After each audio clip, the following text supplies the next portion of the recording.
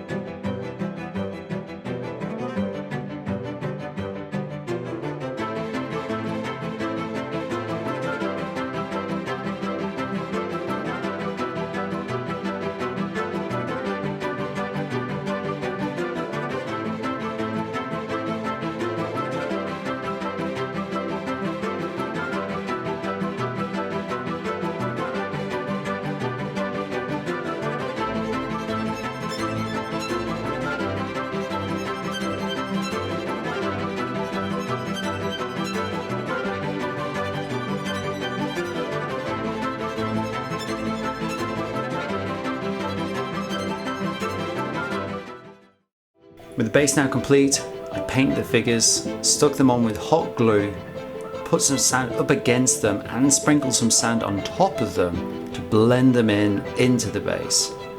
I hope you enjoyed this video, and if you want to read more about my great uncle, there's a link below about his history.